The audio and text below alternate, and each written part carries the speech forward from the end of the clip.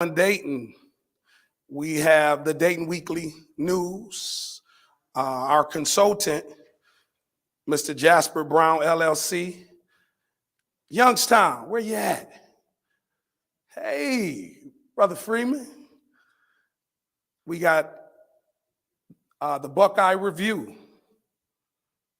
Cleveland, where you at? I know you're here. I know you went outside to get some fruit. We got the Real Deal Press with Brother Andrews. We got the Reporter, as President Roberts spoke of, with Mr. Bill Ellis in Akron. We got the Toledo Journal out of Toledo. We got WNZN in Lorain, one of them in the Cleveland area with Mr. Mark Ballard. And then we have, even in the Dayton area, we have the Yellow Spring News. Some of our supporting media outlets is WCSU. Many of you know that as Central State and Wilberforce. They're in the house. They're with us. Right here in Columbus, the Columbus African American newspaper, the Cincinnati Herald, the Sojourner's Truth in Toledo, the New American newsprint right here in Columbus, the City Park League out of Toledo. So when President Roberts mentioned, not only do we have relationships, we have influence, and we have, which each one of our guests will come in today and know that we have the power to elect. Can we all say that? We have the power. We're going to say it on the count of three. 1, 2, 3. We have the power to elect. And y'all saying it like y'all don't believe in yourself. So how you going to tell somebody else? I'm going to try that one more time. On the count of 3, we have the power to elect. And they're going to vie on us. They're going to use this. They're going to share this on their platforms. They're going to go tell their constituents. They're going to tell their platforms that they met with the NAACP, the Ohio Black Media. So they're going to use this to get elected. So understand your power. Understand your gift. Understand that we are the ones that the world is talking about, and we always have been. As a graduate of Tuskegee University from Toledo, Ohio, I love my HBCUs. I take pride in being able to stand in this room and look at history and look at individuals who have stories and experiences that has changed Ohio. Each one of you have played a role in creating a hopeful Ohio. And I thank you. President Roberts, at this time, I will bring you back up as you could again to elaborate as we get ready for our first guest, why it is important that the NAACP and the Black media really utilizes this opportunity. And we have a hand raised, Sister B. Daniels out of Toledo, Ohio.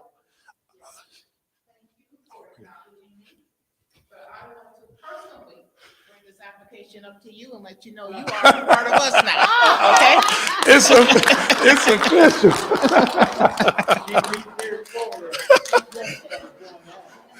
And good thing I got a few dollars left from my PPP loan so I can pay for the membership.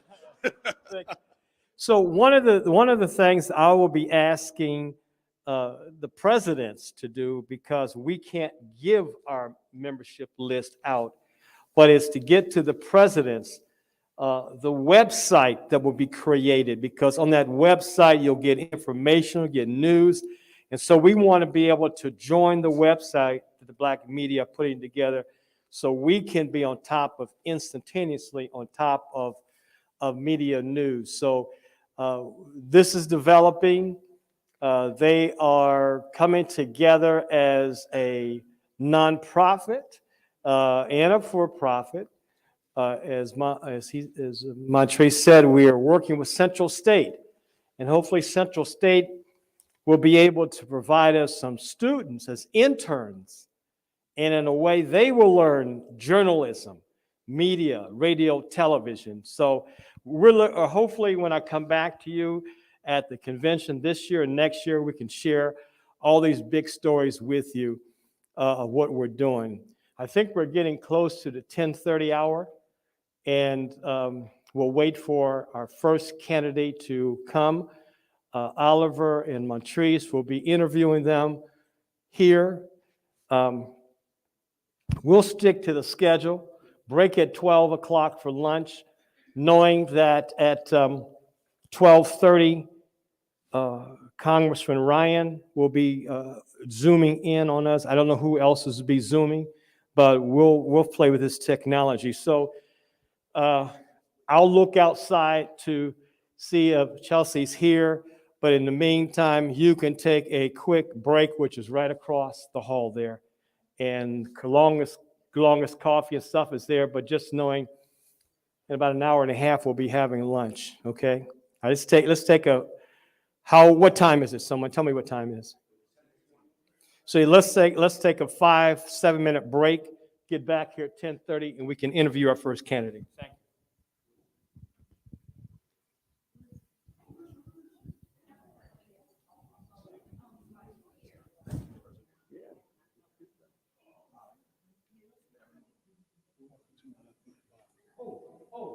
You have cards on your tables. So if you have questions, raise them and I'll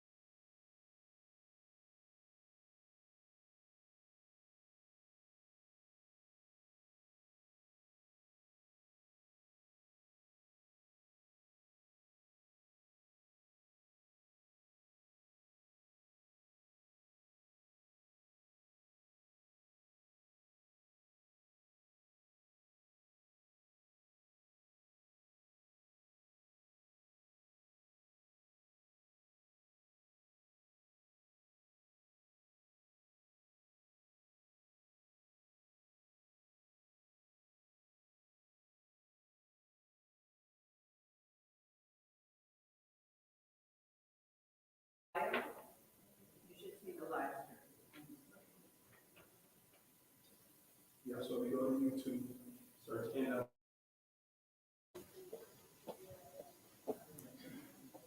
Thank you.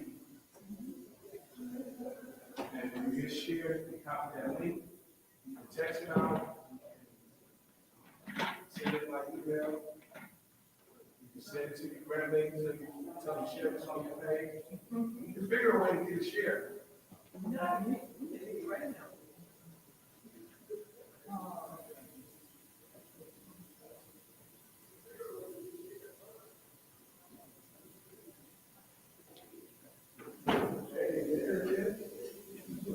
Look at us, y'all.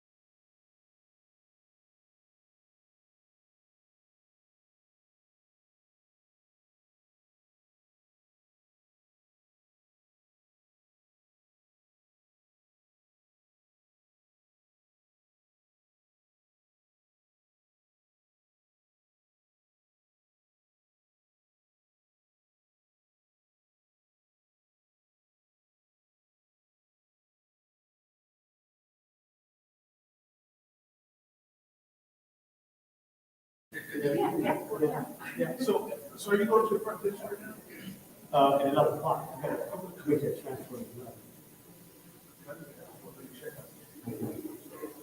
So we on break right now? Yeah, until 10:30. You running everything. So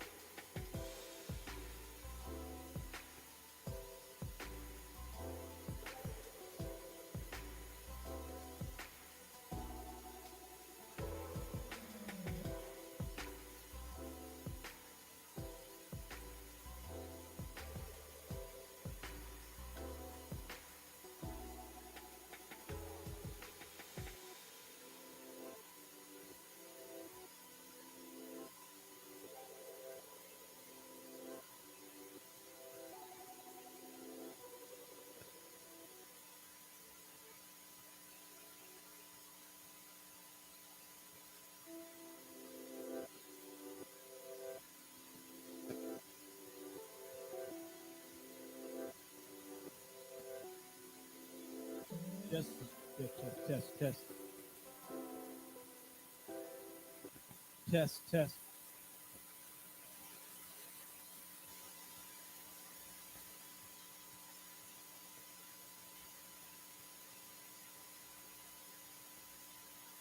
Test.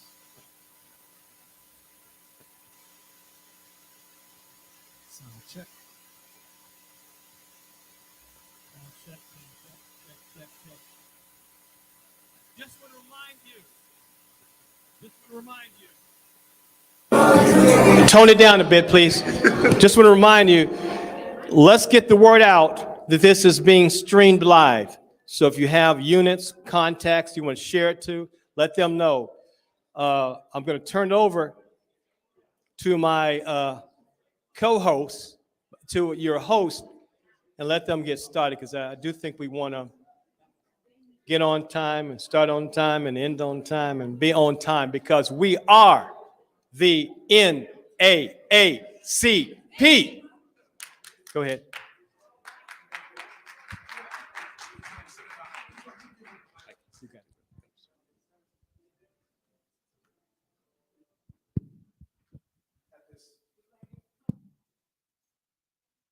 All right, at this time, we want to make sure that everyone is in. So if there's anyone out in the hallway, please bring them in at this time.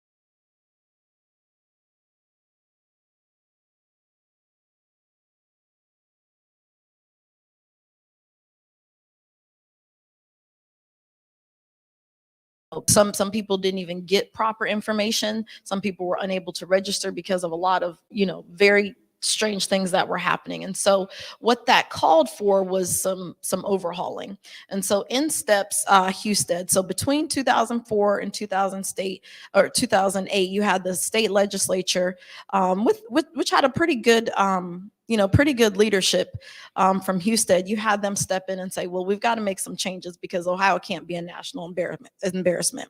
So two things in particular changed. We had Golden Week. So raise your hand if you remember Golden Week. So two things in particular changed. We had Golden Week. So raise your hand if you remember Golden Week. I feel like a artist. So anyway, so we had Golden Week, right? So that was the last week of early voting, and so it over. It was the last week. So anyway, so we had Golden Week, right? So that was the last week of early voting, and so it over. At this time, just experiencing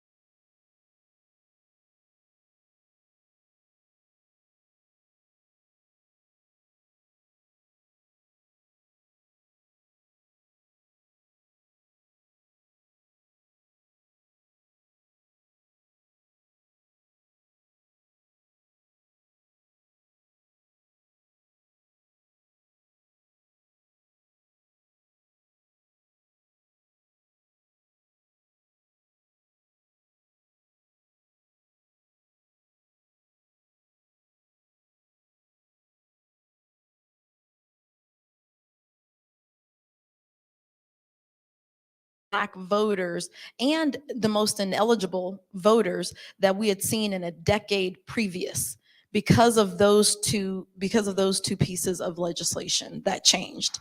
Now, that was not necessarily the intended consequence though, right? So what do you see? So you end up seeing all this support, and then we say, oh no, that didn't quite go the way we planned. All these folks are now actually exercising their fundamental birthright. So now we've got to change it. So then you see it being repealed, and so they took those two things away. And the lawsuit that was entered, while you had John Husted and then Governor DeWine, who was our governor now, but who was then the Attorney General. Then NAACP brought a lawsuit, and so what you also saw were counties. So from that, we tried to reverse it. We weren't able to get everything back. You ended up having counties that were Republican leaning that were able to keep their weekends, and then ones that were Democratic leaning, they were unable to do so.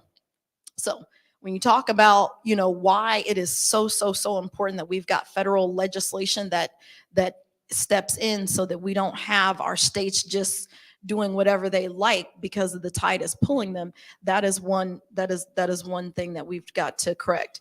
In terms of actual, the work that will be done. So first and foremost, we have to have additional ballot boxes across the county. The legislation that's being proposed at having one ballot box in a county is ludicrous. It makes no sense. Not only are you endangering, the health and welfare of people, but you're creating an obstacle.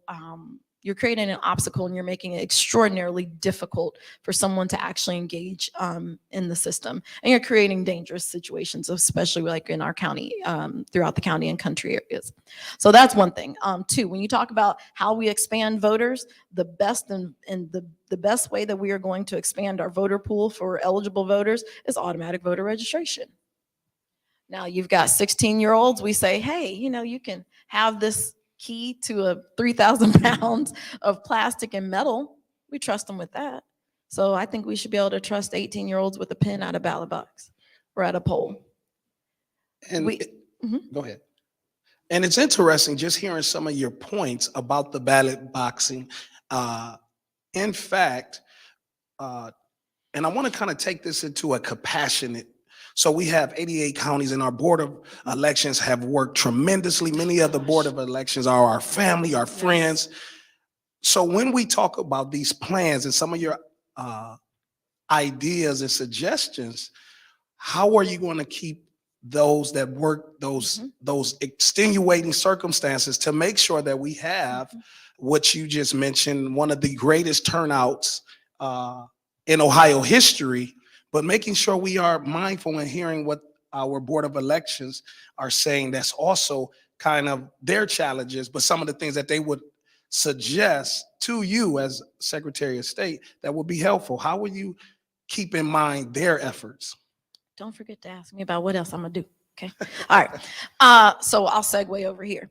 So our boards of elections right now are under an intense amount of stress. So I have gone throughout the state talking with I've contacted, even prior to my announcement, July 7th of last year for my candidacy, I called every single board of election chair in the state of Ohio. Didn't get a hold of all of them, but I called them all. And I've been asking those questions, and how you first have to figure out what are you actually going through. I've never worked at board of elections. I've not done it. I can't imagine the type of pressure and stress that they are under, but they are under undue stress and pressure because they've got a leader. They've got a person that sits in the position to make decisions on their behalf that is not operating in a leadership capacity to protect them from what they're dealing with. So because you've got misinformation, because we're feeding into big lies, you've got boards of election folks that are dealing with abuse. They are getting talked to, absolutely crazy. They've got folks coming up and, wanting to potentially, inflict harm. And it's a very scary place to be in. If you look at the age of our boards of elections, they're on the more seasoned side. So we've got a lot of folks that have elected to, take early retirement, or they're phasing out, right? We don't even have a good funnel of new folks coming into our systems or being poll workers. So when that pandemic hit, that's where you saw the breaks in the system. I'm a business owner. Right now I've got business being conducted while I'm up here, which is kind of cool, right? But you can't have that unless you lead your team well. So when you talk about having compassion, you have to understand what they're going through. And I'm not going to, case in point with all this redistricting, nonsense, there were directives that could have been issued even prior to help alleviate some of the stressors and things that they're going through. So we've got, they've got to try to scramble for potentially 2 primaries. Not only is that going to be tens of millions of dollars that we're going to have to foot the bill for, but we're going to have a lot of folks that are going to be uninformed and uneducated about how they need to move about in the system and how they can actually exercise their right to vote on the primary. And so putting things like that on your BOEs is extreme. It is not good. We also have unstandardized processes. So there's not standardized processes throughout the entire state. Some of the things and how we're looking at and how we're counting those votes should not be subjective. Some of them need to be very standardized. But those boards of elections also, we have to trust them to know, what's best in their county and how they do need to move and operate. And one thing that I keep hearing is, if we're not on this side of the aisle when we go to talk to at the Secretary of State's office as it is right now, you don't get heard. I mean, there's a reason why Summit County is not a fan. Summit County is not a fan of the Secretary of State's office at this point. And so you can't have that type of you can't have that type of intense partisanship and leaning when you're dealing with everybody in the state to protect something that's fundamentally, right to both Democrats, Republicans, and independents. Your job is to make sure that you protect those folks' ability to access the ballot and defend it. And that's not what we're seeing right now. So it's going to take some morale changes, and it's going to take some morale changes and some standardization of procedures to help them as well. And we definitely see that in a lot of the policies. And I want to make sure that I bring this back to Brother Oliver to connect. With that being said, our current Secretary of State, Frank LaRose, has implemented a Diversity and Empowerment Council that is a collection of voices throughout the state. In fact, that particular group assisted with making sure that we did see the type of turnout in this year's election. But I do want you to kind of share that, because there are many individuals, in fact, President Roberts, myself, and others around the state serve on that council. And I'm saying that specifically because when we get new leadership in, we tend to dismantle some of the things and the relationships that we know works. It has its challenges, but there are pieces in place that has been proven to work in the system of trying to connect Ohioans. So is that something that you will continue to consider, some of the building blocks that's in place? And as we answer that question, I want to make sure that Brother Oliver gets again to hear his response to the question that he asked. So there are some pieces in place with the DEC, and I'm very proud to say that because it's a bipartisan statewide council to stay in the ear of his administration on some of the challenges that we're seeing. Is that something that you will consider to use some of the principles and things that's in place already if elected? Yes, absolutely. Obviously, diversity is a passion of mine. So yes, we'll keep that. What you can't do is you can't say, well, I'm going to keep this diversity and inclusion council, and then on the other side of this, I'm going to also purge up to 400,000 voters. So in Ohio, in the nation, Ohio ranks very high in the top 3 when it comes to voter purges. So all these efforts, all of our voter education, all the voter, souls to the polls, all these different initiatives that we have had to, really, really work hard at doing and getting out the vote in order for that to happen can be erased like that. And so the problem is you have to have it from alpha all the way to omega. Okay, you can't set up a piece of it and not follow through with all of it. So when you're standing in the gap, and when you're a proponent of equity equity and inclusion and diversity practices and engagement, you've got to make sure that that's seen all the way through your entire administration.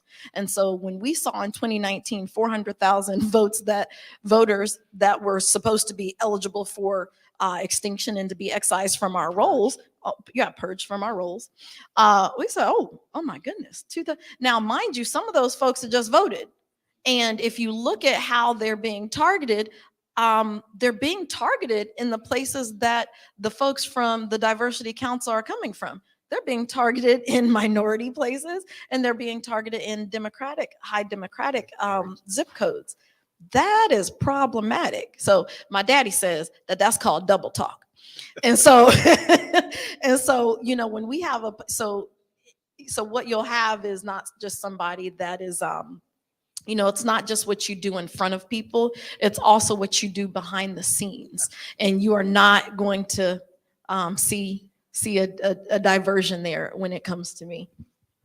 So just to piggyback of what you mentioned, the disempowerment of voters, especially voters of color, through voter purges.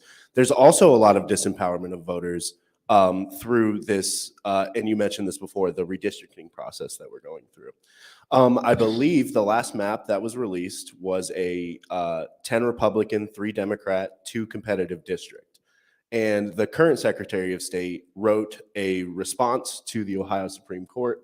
The Ohio Supreme Court says this map is not constitutional. He responds that the Ohio Supreme Court does not have the authority to adjudicate whether or not it is constitutional. So what is your take on this redistricting process? If you were in office at the point, because the Secretary of State is on the redistricting commission, what would you do differently if you were in the position now? I'd certainly do my job first and foremost. But loaded question. So, I like to look at, so you're dealing with a pragmatist versus a partisan person. And so when you look at the entire redistricting process, we can't look at right here, right now, and just kind of cut that part out and say, well, what would you do now? This thing backs up, from the word go, it was mired in hypocrisy, and there was things that were not transparent. When they were calling for folks to come before the commission, if the people even decided to come to the meeting. 1 minute. That's our timer. All right. Go ahead. That was a timer. Let us know how Oh, okay. I'm so sorry. I thought you meant I had to wait for 1 minute. Okay, No, I'll so try we right do back. have a timer to make sure that Yeah, I we was- respects everyone's time. Right, got So it. our official timer Absolutely. has let us know. So it's probably like 20 seconds down. So anyways, redistricting is in shambles. Had he been on the side of Ohioans, where nearly almost 75% of us voted, both Republican, Democrat, and Independent, had voted for redistricting reform, then he would have at least, at the bare minimum, voted against the maps. And he still would have been in the minority, and the maps would have passed as trash as they are. But he could not even do that himself because he is operating ambitiously, and because we know he has a Senate run against Sherrod Brown that he wants to go after. And so I would not do what he's done in that regard. And from the work, from the onset, I would have made sure that I am present, attending meetings, and not blowing past constitutional deadlines, and making sure that our BOEs have exactly what they need in terms of information and resources in order to effectively have an engaged primary. Thank you. Thank you. And again, we want to be mindful of everyone's time. So yes, we have held ourselves accountable with an official timer. I do want, Candidate Clark, if our guests and each one of these individuals represent a larger platform and have influence on voters, if there were two main points that they could jot down and take back into their respected areas, what would those be? Your words. So I am a candidate that is a public servant first. I lead with compassion, not ambition. And secondly, I am a fighter, and is certainly going to take that. We are seeing perhaps one of the most divisive times we've seen since the Civil War, and the assault on voting rights. And what we are here to do is to preserve them and bring Ohio back. And we can do that together. Please follow me at chelseaforohio.com. If the room can stand to your feet, and let's give her a warm congratulations and thank you for taking the time today. And at this time, we're going to take a brief moment as we bring on our next candidate, but we're going to take a brief moment. Thank you.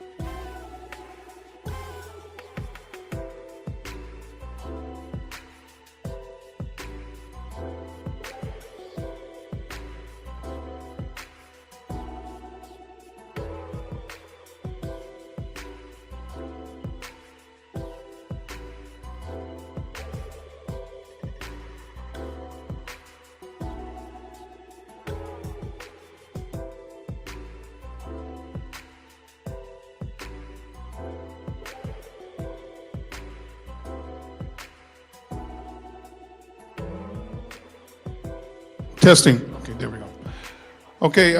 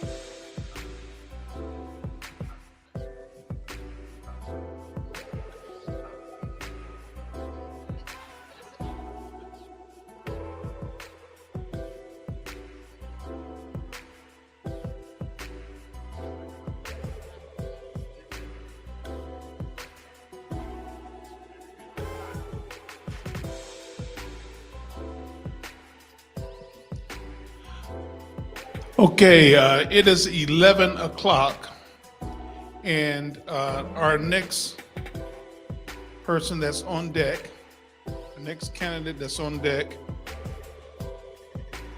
is Morgan Harper. So if we can get our moderators in place, then we will continue on with our next candidate. And once again, this is, and they will introduce our guest. And our moderators once again would be Montrese and Oliver. And they will introduce the guest, and then we will proceed. So with that, Brother Montrese, kick it off to you. Thank you.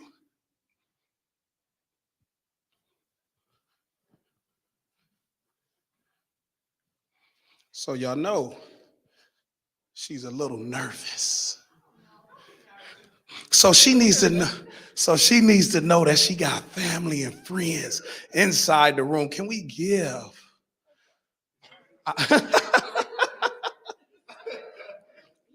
Can we give candidate Harper a warm welcome, an NAACP warm welcome as we set the atmosphere? We want to thank you for joining us this year for this great opportunity. My name is Montrese Terry from Toledo, Ohio. Also, T-Town, Glass City. I am a part of the Ohio Black Media Collective Group, which is a statewide joint venture with all of your Black media throughout the state. My co-moderator. Hi, I'm Oliver. I'm Assistant Secretary to our Ohio State Conference, and I'm here representing the NAACP. And so we've had the opportunity to go through your bio a little bit. So those that have phones, and everybody here has technology, so they can Google all that good stuff. I want to dive directly into some things that I was able to find very interesting about your passion, your fire, like you just mentioned. As I introduced her, she said, "Who's nervous?" So she been waiting on this. She been waiting on her moment. But one of the things and some of the information that was shared about you was your words. You are tired of politicians selling us out. Yeah, let's have that conversation. Selling us out. Can you please, as an intro, why is that such a valuable piece when you see leadership, and what does that mean from your perspective that we are being sold out by political leaders? Straight up, we waded right into the deep end. Good morning. Okay, am I on here? There we go. Good morning. No? Good morning. Okay, I knew Sherry would look out for me. All right. Well, no, one, I just want to thank the conference for bringing us together, organizing the candidate discussions. It's so important, and I'm really honored to be with you all today. So just a little bit about my background. I'm not going to give the full bio because, to your point, that's on the internet. But how I got to this point does have a lot to do with my organic journey and understanding what the state of play is right now. And after I went to school and became a lawyer, went to Washington, working at the Consumer Financial Protection Bureau, I had a front row seat to a lot of the dynamics going on in Congress and a lot of people who have been elected to represent us and the influence of money in politics, especially in Washington, D.C., and special interests, lobbyist money, and realizing that all is not well. And I think a lot of us are starting to see that intensify a lot over the last couple of years. And for that to change, we have to start having different types of people running, winning, who do not have this corporate influence, because otherwise the whole democratic experiment is really at risk. If we have people who are running saying one thing on a Wednesday in closed doors, and then another a couple days later when they actually have to present themselves to the public, we don't have a representative democracy, okay? That is not what America is supposed to be. And so that is why I do not take corporate PAC money. That is not just a fun little thing that young progressive kids are saying. This is core to what our democracy will be moving forward in being representative of people's interests. Wow. That is so huge because, again, when we talk about in this room, you are talking about respected presidents in the NAACP across the state of Ohio who are seeing day-to-day potential voters who are met with challenges. And like you said, being able to not just say one thing on this end and then do something else. And I think we heard that in your conversation. I want to at this time let my co-moderator, who has a slew of questions that he would like to dive into. And again, thank you. You mentioned corporate PAC money, and so I just want to dive right in and piggyback off of that. Obviously, Citizens United led to a flood of dark money and corporate PAC money into our elections. As one U.S. senator, right, of course, what you can do is limited, but what kind of initiatives are you going to take? What kind of policies do you plan on pushing, advocating for to try to get rid of that dark money or corporate PAC money? So end Citizens, I want to end Citizens United, but Citizens United, it accelerated dynamics that have been in play for really about 40 years. I mean, a lot of this money started to enter after campaign finance laws were changed more in the 70s and 80s that has set us up for this very weak spot that we find our democracy in. And so it's not just Citizens United, it's a lot of other influences with the creation of these opportunities for PAC money and all of that. And I support legislation that would move forward campaign finance reform, but I'm also very realistic to your point of what the state of play is in Washington right now. It's not a time where we're seeing a lot of very impactful legislation on that front moving forward. And so before we even get to that point, and I would love to have that legislation pass, that's why I support also getting rid of the filibuster to ensure that that and all different types of legislation are able to get through the US Senate. We have the opportunity as a community, as a country, to say enough is enough. And so we're just going to elect people who are making that commitment as an individual senator to start to do things differently. And oftentimes there might be a response of, well, but then how are you going to be able to raise enough money, be successful, do the game of Washington? And we need to also be real about the facts here. We have people who are making this commitment as individual senators who are some of the biggest fundraisers in the United States Congress, right? So because they have the grassroots, they have small dollar donors, and that enables you to be able to get enough support to be viable there in the Senate. And more importantly, and this is the really important point, we need to redefine what winning means. Because we've seen just getting Democrats into the United States Senate doesn't necessarily translate to the outcomes that our communities need to be successful. Now, we want to expand the majority, but we also need to look at which Democrats are we selecting? Who's making this commitment to redefine politics and get rid of the special interests, and who also has a vision from a policy perspective to make sure that we're getting resources at the community level so that we are building towards being a state of the future, a state where we all feel comfortable staying in and growing old in. She cooking with some grease, y'all, some good grease.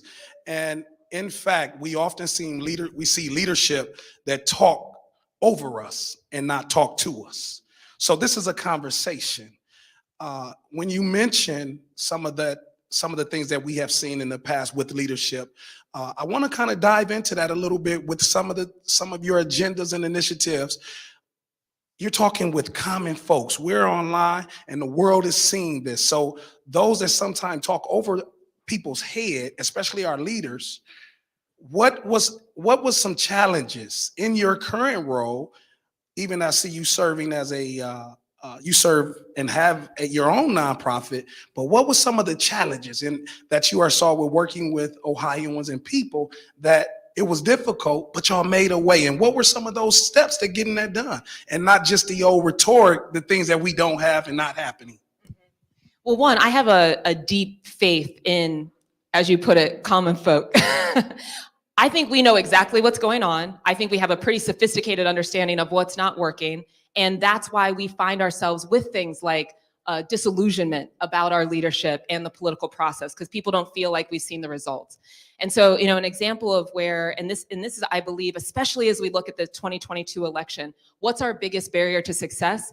It's that disillusionment. It's feeling like participation doesn't actually matter. And so how do we overcome that? Well, one way that I've really tried to work to overcome that is by bringing us together to accomplish things in real time. So at the beginning of the pandemic, started a nonprofit called Columbus Stand Up, grassroots organization, individually funded, and to make sure that we had what we need. As we all know, there was a different presidential administration at that time that wasn't necessarily focused on developing a federal plan, but we know what we need. We needed PPE, we needed to come together to make that happen. So with the volunteers that we have in Central Ohio, distributed 30,000 masks throughout Franklin County, started a ride share program to make sure we got folks out to vote, and then also pivoted that at the beginning of 2021 to get almost 500 people to their vaccine appointments. Elderly, immunocompromised, immigrants, driving people myself in certain cases, but we had a lot of other people that were plugging in and making that happen. We know what we need. We have the ability when we come together to do great things, and we need to have leadership that reflects that same urgency and commitment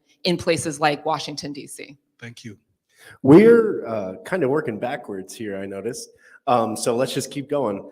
I noticed in your bio that you were adopted in a foster home at a young age.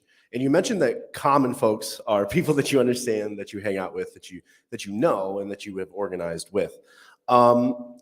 Particularly, so I'm a teacher. I teach 8th grade, but I'm in a high school of 8th to 12th graders. I see a lot of kids who are in foster homes or who have unstable families. But one of the general things that I see is, especially in Worcester, where I'm from, and many of the other urban areas, especially in our state, is that there is a large gap between many of our students who are in poverty and many of our students who are not. Economically, in Ohio and the Rust Belt in general, there aren't a lot of opportunities for those young people to advance, or perhaps even their parents to advance. What are some policies that you plan on advocating for in the Senate to bring some economic opportunity back to Ohio?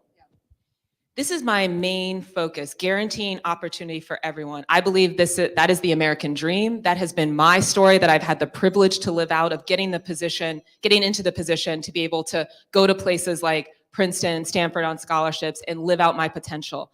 I want that same opportunity for everyone in Ohio, regardless of where they come from or what region they live in. So what's it going to take to get there?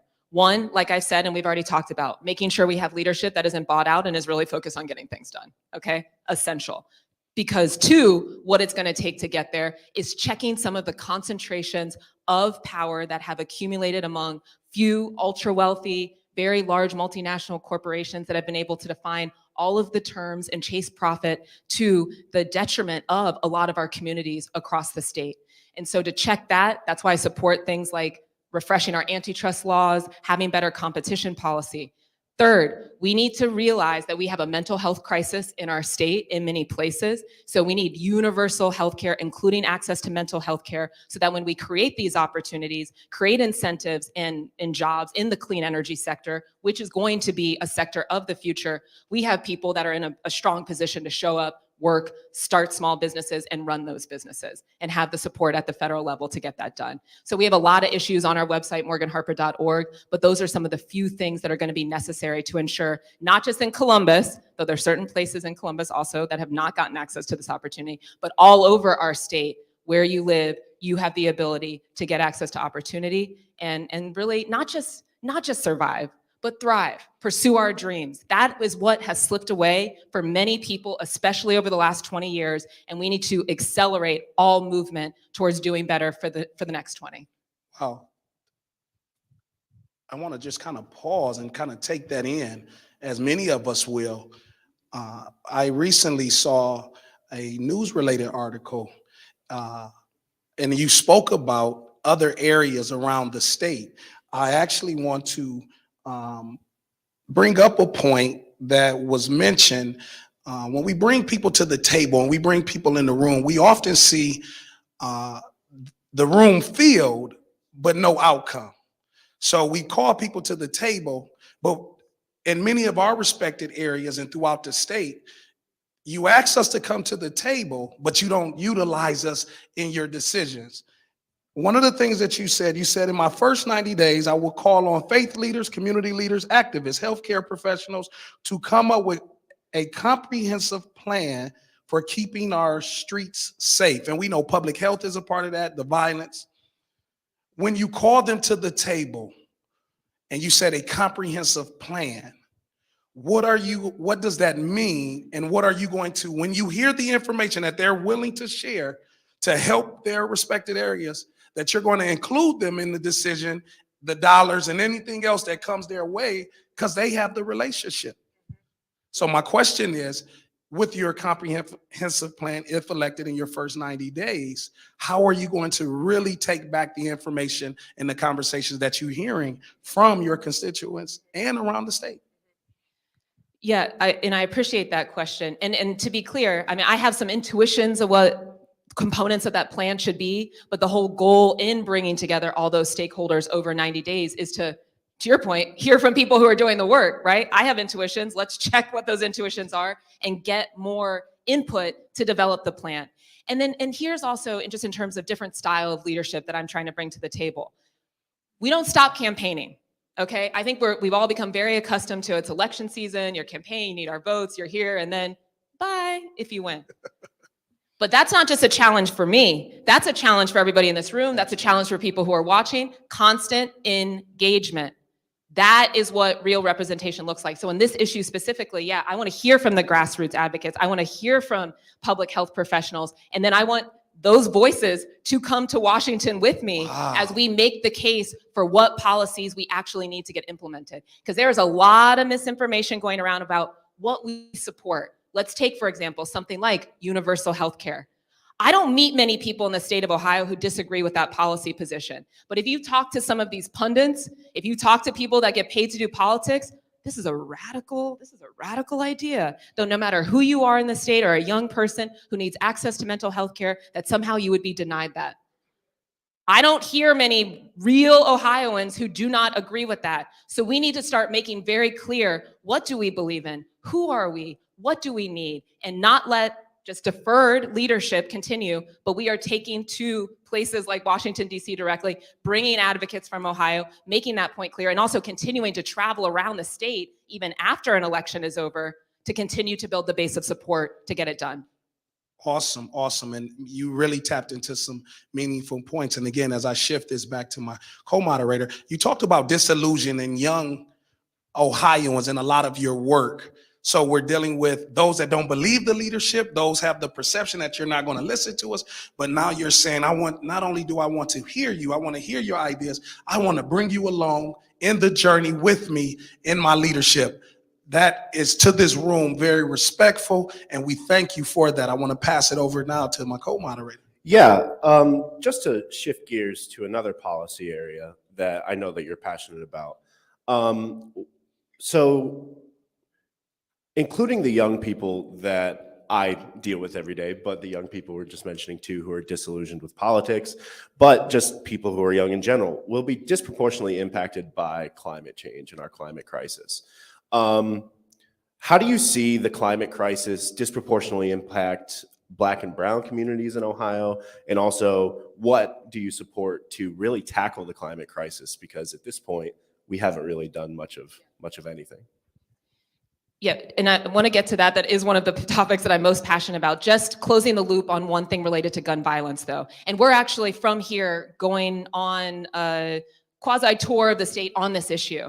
And so I do want to make sure people know it's a big priority for me all over the state. But then also, one of my primary opponents is a former member of the NRA, one of the bodies that has spread the special interest money throughout Washington and has distorted the debate on this issue when it comes to gun control. So when we talk about what are our criteria in making decisions for who represents us, we need to really dig in the details and look into the past of what some people who are asking for our votes have stood for and how they have contributed to these problems.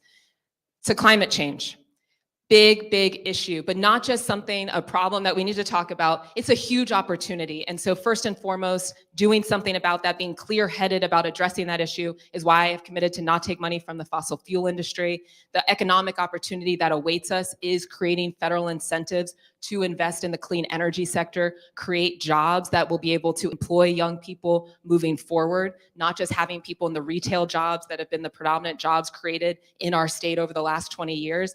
This is a big boon. I mean, we can have solar panels that are being constructed in areas like Toledo already. These are going to be high-paying jobs. We need to make sure that they're unionized so that these are careers for our young people, and that in order to work them, that we have debt-free training, educational opportunities, so that people will not be burdened with the levels of student debt that we've also seen accumulate over the last 20 years. Hold up, wait a minute. Got to put Sally Mae in it. You said something right there. In your policies, and you talk about in the NAACP really specializes and really takes on that education role. In one of your policies, you speak on debt-free public education. Please elaborate in detail with a conversation around what does that mean? What is your outlook? And how do we get done, not just with the rhetoric of a trending name, debt-free public education, because we all want that, but how does it work? How do we start to see that being created and then implemented? So, what it means is, I do think we need to address just the high level of student debt burden that we currently have. So that's why I support canceling student debt. That is sometimes presented as, oh, this is a giveaway. No, this is now an economic drain, multi-generational economic drain on people all over our state and country. And we need to make sure that we are also supporting middle-class folks, working people, to be able to have free of this burden, to have children, buy homes, et cetera. So that's why that is so important as an emergency measure. But moving forward, as we look at the educational opportunities for four-year public colleges, but also trades and that type of trade, vocational training, that if you are in our state, if you are going to be attending a public institution, that you are not burdened with any real level of debt. So that can look like different things just based on what income background you're coming from. But this is the main point, is it can look like whatever we decide it's going to look like. When you have a policy proposal, go to Washington, hold hearings, hear from experts about how we craft this specific piece of legislation, have advocates that come, testify, and then we put things up for a vote after we build public support for it. What I don't like about our current situation, beyond just the level of debt burden that has been accumulated by a lot of us to be able to get the educational opportunities that we need, is also that we have young people, and you can probably speak to this, Oliver, being in the public school system, that even aren't aware of the full suite of options that they could be taking, right? So hearing about stories of young people in certain regions in our state that as 18-year-olds feel like, well, either I'm going to be involved in drugs or I'm going to prison, worst case scenario, or young people that are, well, either I'm going to go to a four-year university and I can't afford that, or I'm going to go into the military, which, both solid options, but there's so much more out there.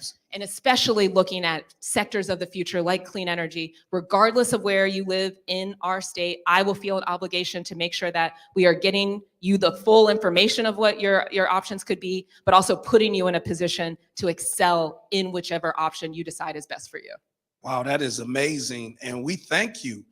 And we can clap, and you can be loud with that clap, because this is what, again, when we talk about a real conversation. And as I bring it over to my co-host, one of the things that I pay attention to is a lot of our leadership, especially on a local level, a state level, and a national level, when you call their office or you try to contact them, it doesn't represent the areas, the people that you serve.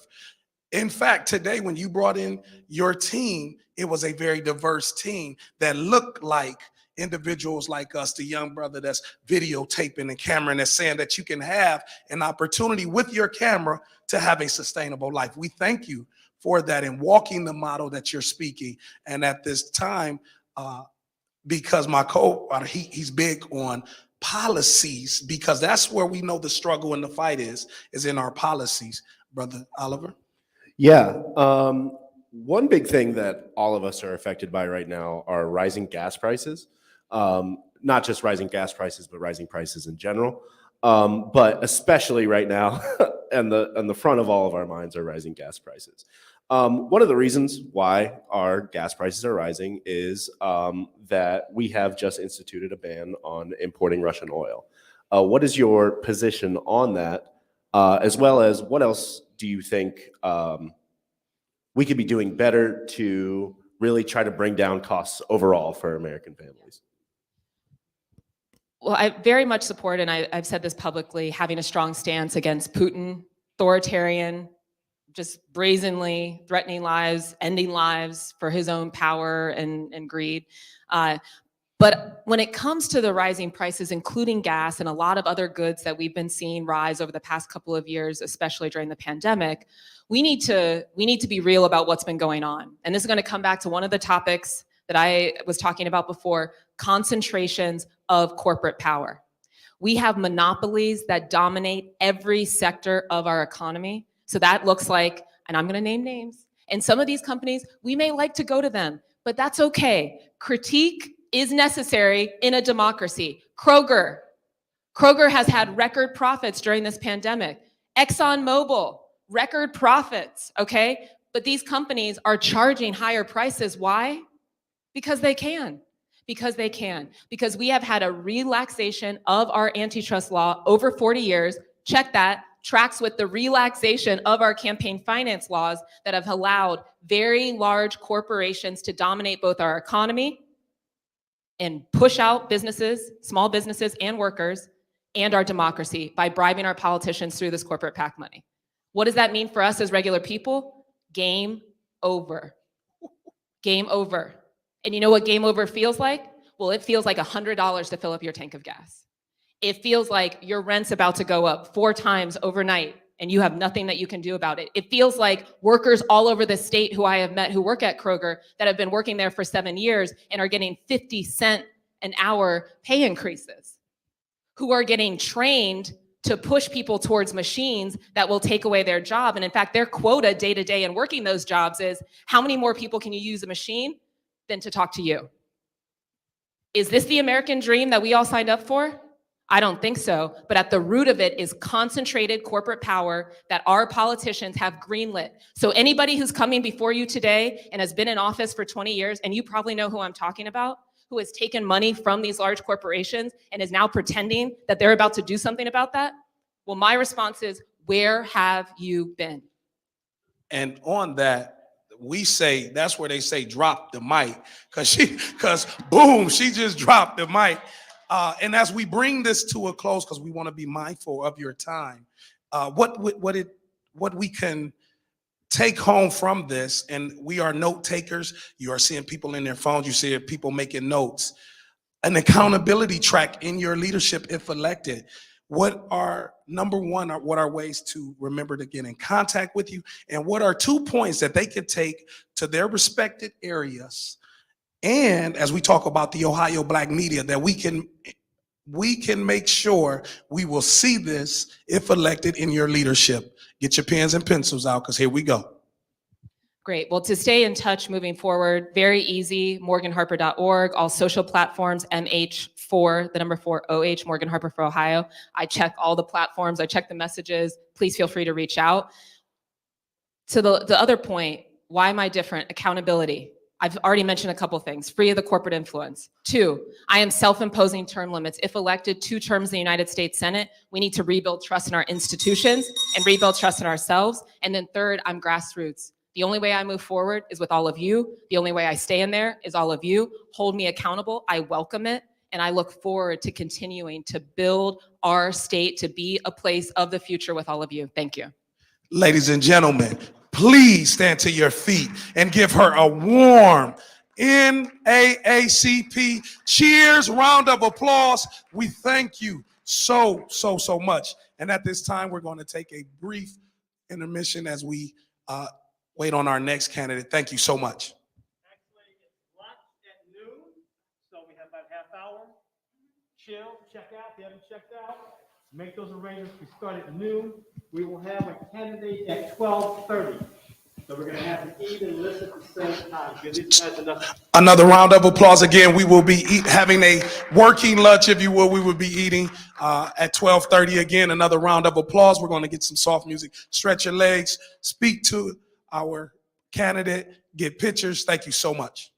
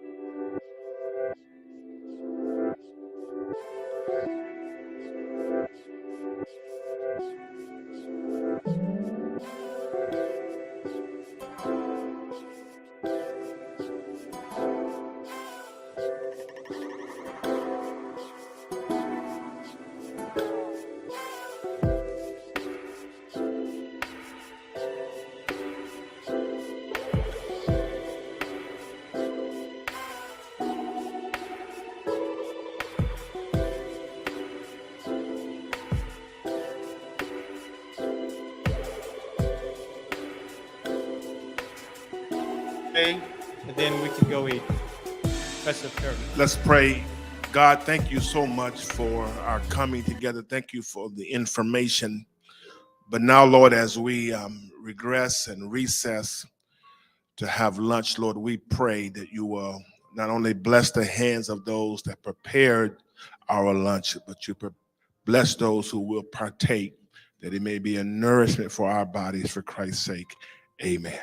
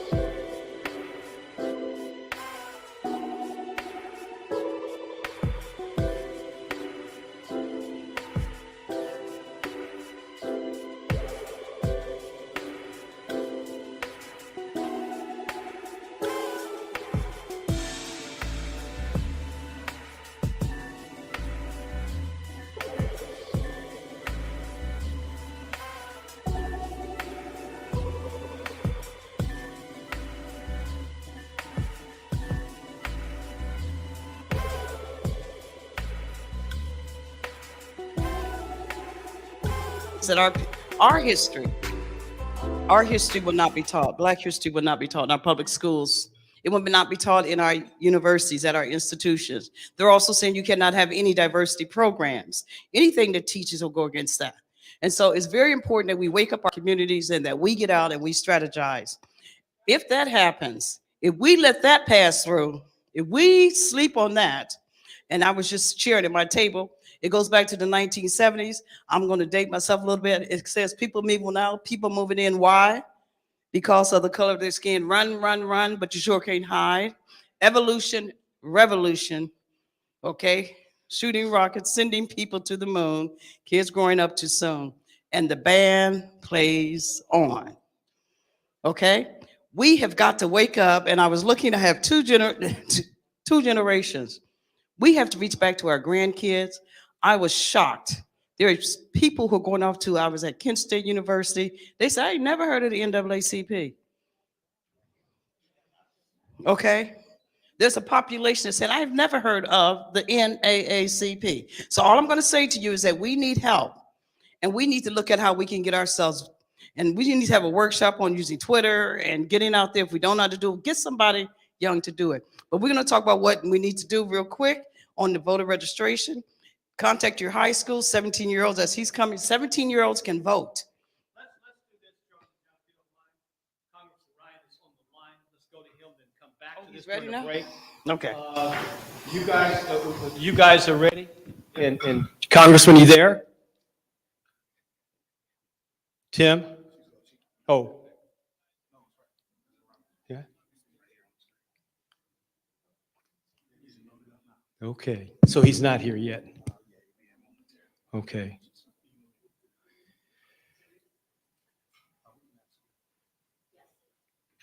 Is he there, Tiffany? Congressman, good afternoon. This is Tom Roberts. How are you? Tom, how are you? Yeah, we bring him up. We can't hear him. So what school is your daughter looking at? Well, we're down at Florida International. He's not hot yet. What did he say? Can you hear me okay? Okay. It's my understanding that that the congressional Democrats are on retreat, and that's why the congressman was not able to join us today. And I think he sneaked in. You tell me when he's hot. Congressman, can you hear me? I can hear you fine. Can you hear me? We still can. He added in, as we do as parents, a side trip for a college visit. So we're glad that he was able to join us via, what is this, Zoom, Tiffany? Is this Zoom? Okay. Streaming in, you know. We ready? Can you hear me okay?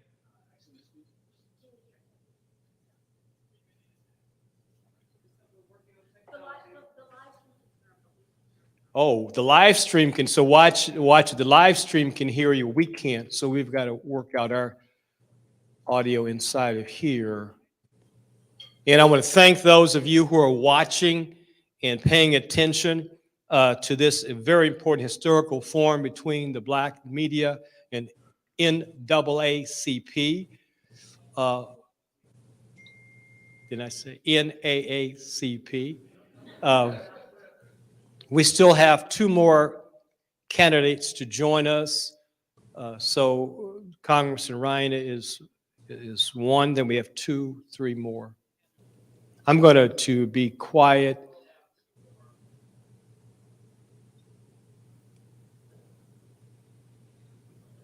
Is he ready? Can you hear me okay? Okay, Congressman, they want to work with you to get the sound check. I'm gonna move on to something else and come right back to you, okay? Okay. Thank you, and just tell us if you're time crunched. John, where are you? John? Okay, now he's gone. You want to continue on? Okay. So on the absentee ballot application, we just want to make sure, I think you all have a copy that you can physically mark some sections. One would be looking at the date of birth. That's a biggie. This is what's new is at least the last 4 digits of your social security number, where they do ask for that. And you have to do one of the following. So as long as you get one, we're good. Then they also ask for a copy of a current photo identification, and many of you can see that. So I'm not going to read that to you. And then the election. Now, I think that what I'm saying to the NAACP, we need to check and just make sure that we kind of go over this with the community so that they're able to make sure that those votes count. So when they come in they have filled out an absentee and they decide they want to go in and vote in person, they can go and vote in person. They'll hold that vote for 10 days. They'll verify it. And then wherever they voted for that absentee ballot, then they would be able to come on up here. Then they would be able to count that vote, but it has to be verified. And so we just want to make sure. And he's going to come in. But I want to say that your high schools, come on, the high school students at the age of 17, those students can vote. Those students can vote. And so I have a paper with that information as well, if you would like that. And we also need precinct people. So good afternoon, everybody. I'm John Williams, First Vice President of the Akron branch. One of the things that we are doing is we're encouraging members to be poll workers as well as poll viewers or watchers. I just came back from poll working training this past week. One of the things they spoke specifically about is the new absentee ballot application, which is what you have here. We need to make sure that we educate all of our team to fill it out completely and correctly. If it is incomplete, so as a poll worker, when you hand me your ID, if your address is different, so you hand me your ID, my responsibility is to ask you, please tell me your address. If what you tell me is different than what's on that ID that you handed me, I have to go through a different set of protocols. When you fill out an absentee ballot, they're asking to provide one of the following: the last 4 digits of your social security number, write your Ohio driver's license or state ID, or a copy of your current and valid photo ID. So it's important that you make sure that you provide those things. When you vote for a primary election, when you vote in the primary election, this is a primary, so it's going to ask you, are you going to vote as a Democrat? Are you going to vote as a Republican, Libertarian, or issues only? If you vote, so once you make that declaration, that is what the system is going to say who you are until you change that declaration. Okay, so it's very important. If you request an absentee ballot and you do, either you turn it in or you do not turn it in, when you get and you go vote on that day, there will be a flag that comes up on the system that says you requested an absentee ballot.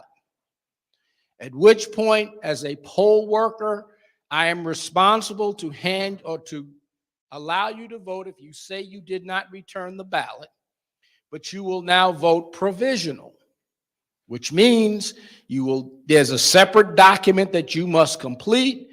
You must put the ballot in an envelope. That envelope goes in a separate section, and it does not go in the polling machine, which means it's not initially counted. Okay? And they have 10 days they have 10 days to go through the process to validate your provisional ballot. So this is part of voter education. The other thing is, and we're talking about young people, 17-year-olds who will be eligible to vote because they'll turn 18 by November are allowed to vote during the primary.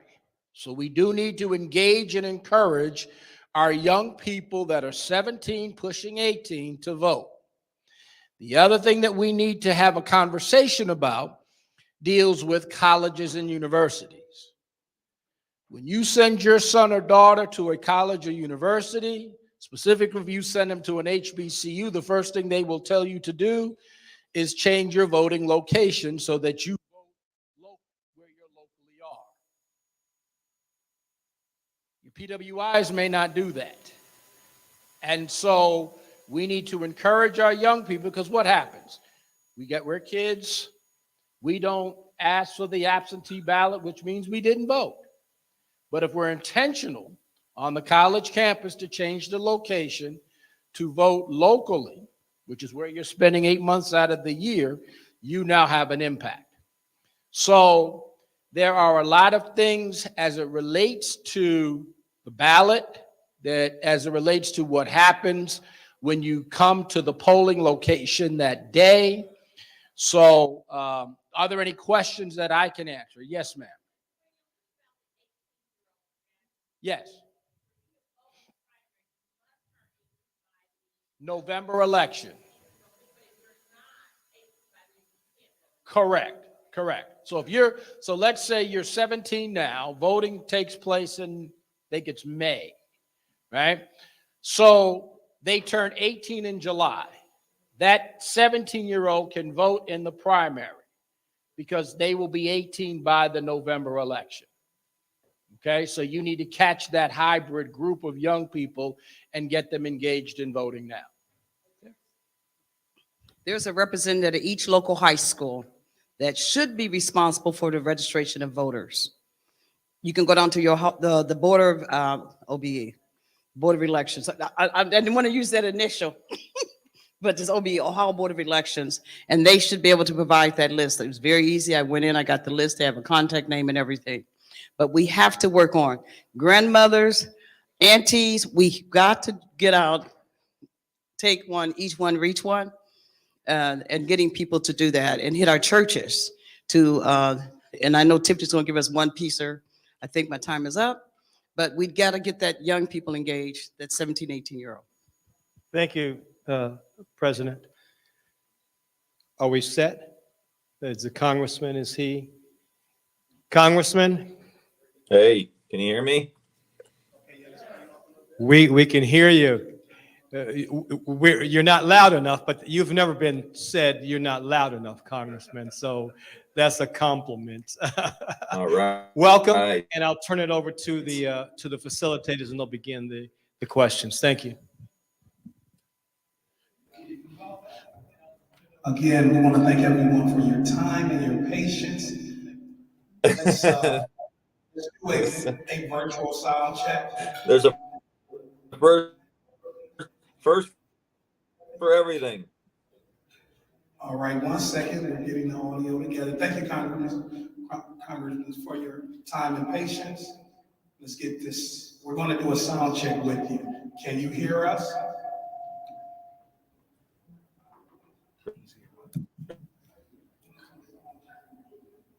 Sound check. Candidate Ryan?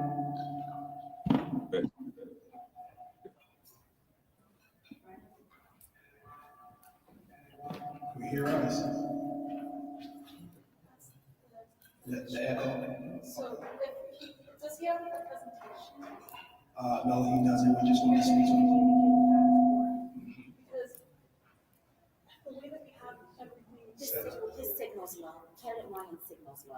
Oh, okay. So what we're experiencing is using this particular method. Congressman Ryan is having some difficulties with his connection. So again, please be mindful, and we thank you so much for your patience, those that's online and those that's in the audience. We'll try one more time. Sound check. Candidate Ryan? I can hear you. See you. Let's keep him up there until we are able to get his voice. Can you hear me okay? All right, momentary. Okay.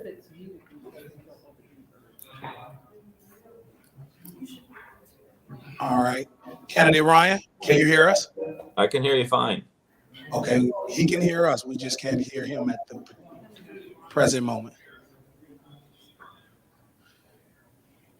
Streaming is hearing him.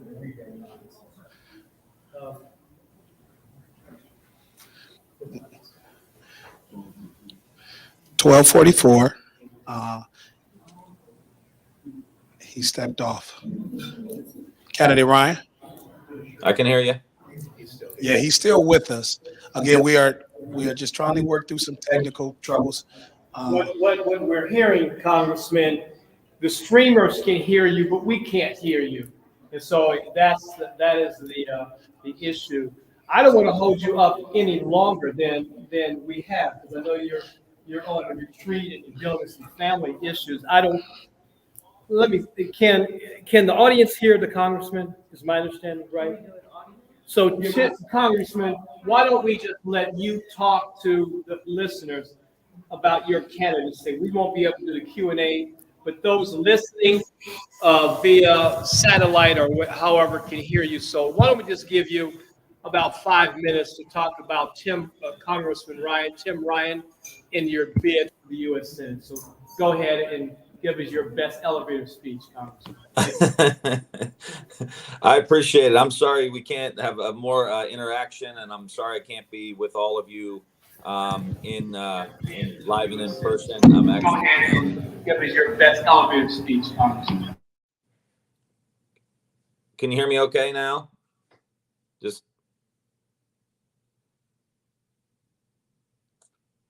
yeah, I'm sorry I can't be with you.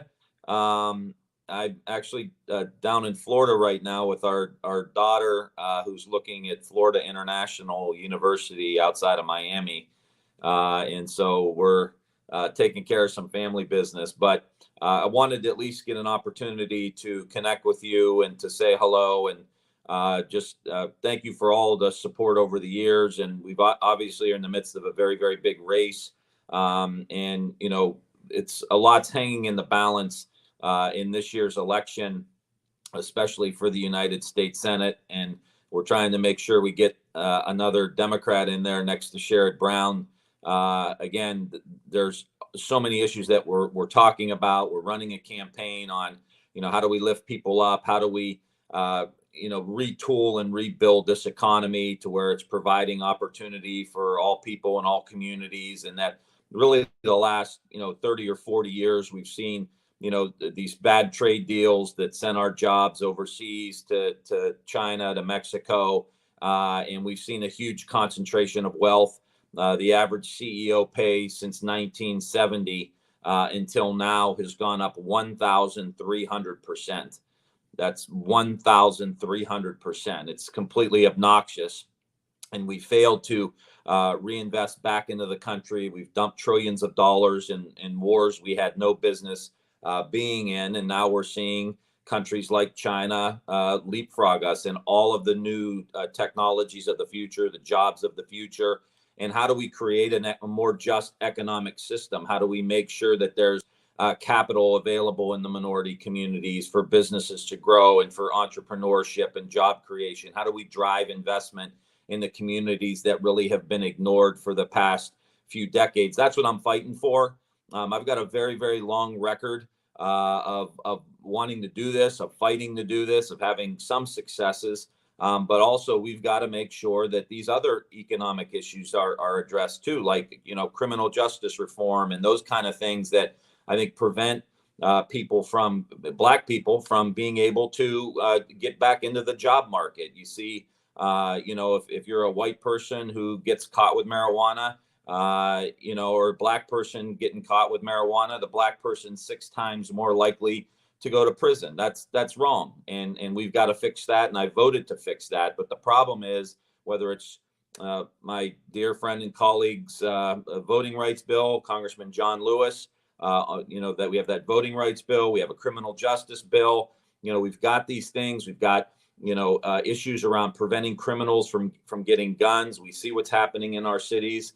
All of these bills I voted for and supported in the House of Representatives that ultimately went to the United States Senate, and they either go there to die or they're on life support. And And what I propose to all of you and to the people of Ohio is I will go to the Senate. I will vote to overturn the filibuster. I will allow us, with that vote, if all things being equal, if we can continue the numbers we have, to be able to make that vote, overturn the filibuster, and then be able to pass all of these things with a simple majority. And you know that the filibuster in the United States Senate is really the only legislative body that I know of in the United States that doesn't require a simple majority to pass this significant legislation. We need 60 votes out of 100 at every town hall, every city council. It's a majority plus one that allows you to pass this legislation. But in the United States Senate, it's 60 votes. And I would just, ask everybody in this state really to understand that, look, what the Republicans want to do two things. They want to pass tax cuts for the top 1%, and they want to stack the courts with very conservative judges who have no interest in some of these issues that we're fighting for. And in both of those cases, they only need 51 votes, right? But if you're on the Democratic side and you want to pass criminal justice reform, you want to pass voting rights, you want to reform education, you want to pass the PRO Act, which would allow and facilitate workers being able to start unions, you need 60 votes. I mean, the system is rigged, and it's rigged in favor of that top 1% of the tax cuts and stacking the courts. So that's why this race is really so important. We've passed all this stuff out of the House. We've advocated for it. And I think the vast majority of the people in the country support what we're talking about. But it goes to the Senate and we can't pass it. So we're running a campaign all over the state and campaigning hard on these economic issues, on the fact that this system is broke. I'll just say lastly, real quick, Tom, I think, and we all know this, that the pandemic has pulled the veil back on so many issues here in the United States that really have been here for a long time. But now all of a sudden, people are starting to understand just how, how severe some of these issues are. So we need to hit the reset button coming out of the pandemic.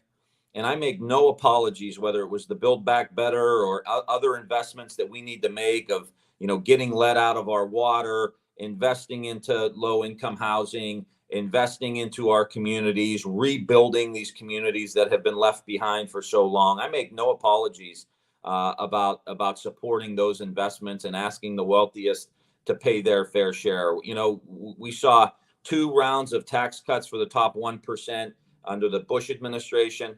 Under the last administration, there was a $2.3 trillion tax cut in which over 80% of it went to the top 1% of the wealthiest people, those CEOs who saw a 1,300% increase. That's insane. And so we need to ask those people to pay a little bit more, and we need to invest that money into communities that have been left behind, into our schools, into our joint vocational, getting shop class back in our schools, making sure kids are job ready, and then fight to bring these projects back like Intel and these other projects that are the next generation of really good paying jobs, and then make sure that regardless of what zip code you live in, you can access those jobs. So I'm going to fight like hell. And, they're going to get a senator from the Mahoning Valley who knows how to fight and knows what to fight for and who to fight for. And I will continue the fight on, I know, the issues that are very important to the NAACP. I love what I was hearing about voter registration and getting people engaged, and anything that I can do to, be a partner in that, you please let us know. But I'm excited about the race. Let's get another senator there next to Sherrod Brown, send some reinforcements for him, and start making a difference and building the kind of America that we all want. Let's take on China. Let's beat China. But the only way we beat them, the last thing I'll say, they have 1.4 billion people in China. They're dominating these industries of the future, whether it's chip manufacturing, electric vehicles. They dominate 52% of that market. We need those jobs back here in Ohio. And I'm going to fight like hell to help us make that happen, and look forward to joining with all of you in that fight. So appreciate your help and support. And I can't get there without you. And I look forward, hopefully, seeing you all in person at some point real soon. I appreciate the indulgence here of doing this online given my family obligations here. So thank you so much.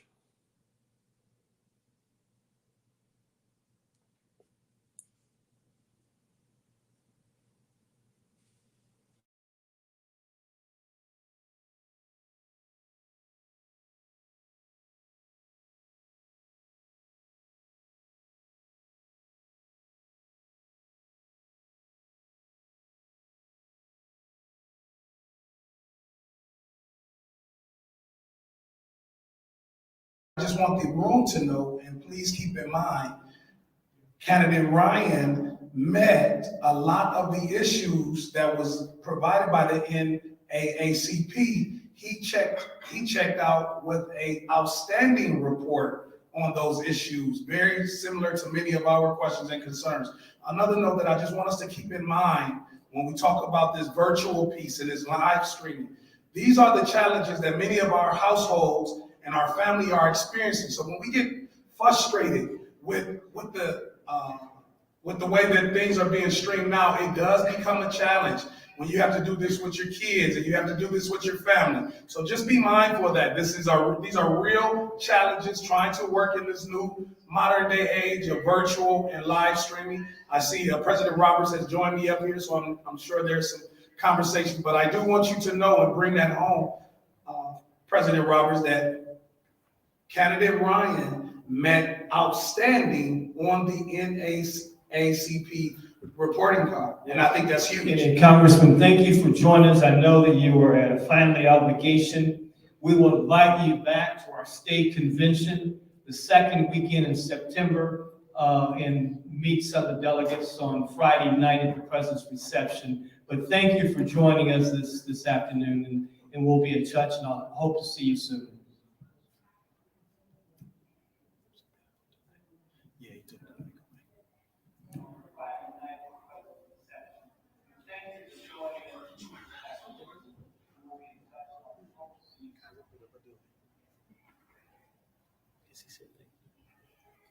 All righty, let's move on. All right, another round of applause. Thank you so much for moving. Thank you so much.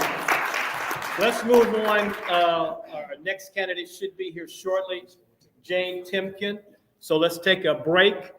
And then we'll come back. We're going to wrap up. We get out here early. I'm still worried about a lot of food left over. So we can't doggy bag it because we can't do it for health reasons. But so you may have to find some plastic bags in your cars or something. I don't know. But we'll have to. I'm just talking. I don't want to talk to you. So, all right, take a break. Take a break. All right.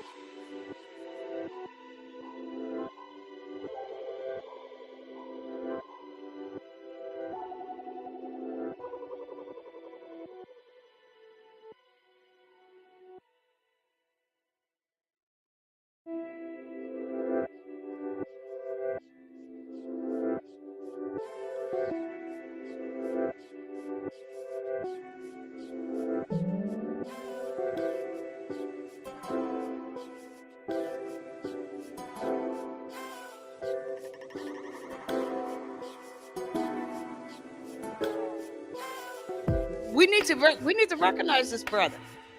We need to recognize this brother because he's out here working in the field with our kids. And see, we don't even know who's sitting in the room. We don't know each other's name. We can't even walk up and call each other by name.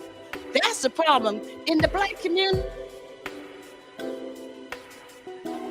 My first name, except for Tom Roberts, and maybe a couple others. So tell me your names.